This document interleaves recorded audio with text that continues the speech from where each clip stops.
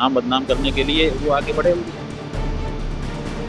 क्या जनता ये समझती नहीं है? हम उनका प्रमाण प्रस्तुत कर चुके हैं। दूध का दूध, पानी का पानी, महीना 2 महीने में न्यायालय करेगा। दबाने की कोशिश करोगे उतना ही हमारा मनोबल बढ़ेगा और हम इस बात को उठाएंगे। माघ मेले से शुरू हुई योगी सरकार और अविमुक्तेश्वरानंद के बीच छिड़ी जुबानी जंग अभी थमी भी नहीं थी कि अब एक नए विवाद और नए बवाल को लेकर शंकराचार्य अविमुक्तेश्वरानंद सरस्वती सुर्खियों में है। इस बार उन पर लगे आरोप बेहद गंभीर और विवादित है। जगत गुरु राम भट्टाचार्य के शिष्य आशुतोष ब्रह्मचारी महाराज ने शंकराचार्य पर शिविर और गुरुकुल की आड़ में नाबालिग बच्चों के यौन शोषण, बाल उत्पीड़न और अवैध गतिविधियों में संलिप्तता जैसे सनसनीखेज आरोप लगाए। इन गंभीर आरोपों पर अब शंकराचार्य अविमुक्तेश्वरानंद ने तीखी प्रतिक्रिया दी है।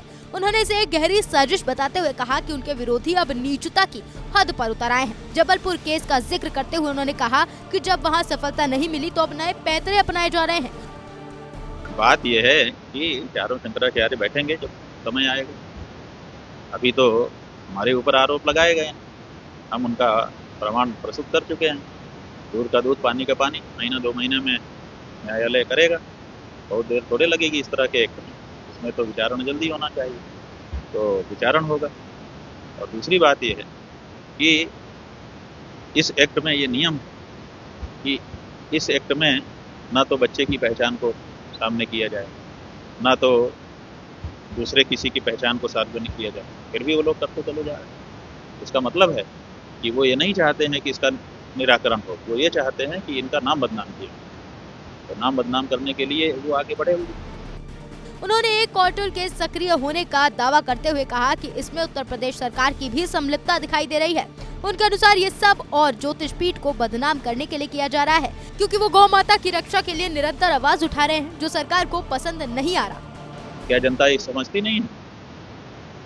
जनता सब समझ रही है, सब देख रही है कि तुम क्या कर रहे हो।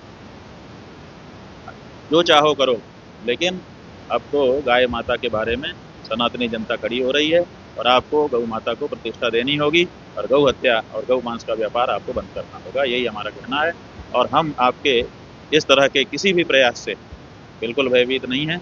हम आगे बढ़ते चले जाएंगे और दृढ़ता के साथ। जितना हमारे ऊपर आप इस तरह के झूठे आरोप लगाओगे और हमको दबाने की कोशिश करोगे उतना ही हमारा मनोबल बढ़ेगा और हम इस बात को उठाएंगे।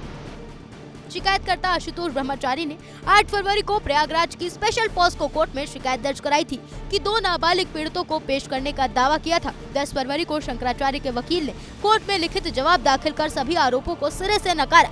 शंकराचार्य के पक्ष में कोर्ट ने साक्ष्य रखे और पॉस्को एक्ट की धारा 22 का हवाला देते हुए बताया कि यह दुर्भावना से लगाए गलत आरोप है। अब कोर्ट ने शिकायतकर्ता को नोटिस जारी किया है। 20 फरवरी को दोनों पक्ष के वकील अपनी दलील पेश करेंगे। इसके बाद कोर्ट तय करेगा कि एफआईआर दर्ज की जाए या वाद को निरस्त किया जाए। शंकराचार्य ने स्पष्ट किया कि सांच को आंच नहीं और वो धर्म युद्ध से पीछे नहीं हटेंगे। दरअसल विवाद की जड़ें पुरानी अदावत में छिपी हैं। हाल ही में जगत गुरु राम भद्राचार्य ने स्वामी अविमुक्तेश्वरानंद को फर्जी शंकराचार्य बताते हुए उन पर हमला बोला था। वहीं शंकराचार्य का कहना है कि उन्होंने केवल शास्त्रीय मर्यादा में रहकर प्रश्न उठाए थे, लेकिन उनके विरोधियों ने इसे व्यक्तिगत लड़ाई बना दिया। इस तनाव की शुरुआत 18 जनवरी को माघ मेले में मौनी अमावस्या के स्नान के दौरान हुई थी। तब शंकराचार्य को स्नान से रोकने और उनके समर्थकों पर लाठी चार्ज के बाद विवाद बढ़ा था। इसके बाद प्रशासन ने उन्हें शंकराचार्य कहलाने और मेला क्षेत्र खाली करने जैसे नोटिस भी जारी किए थे।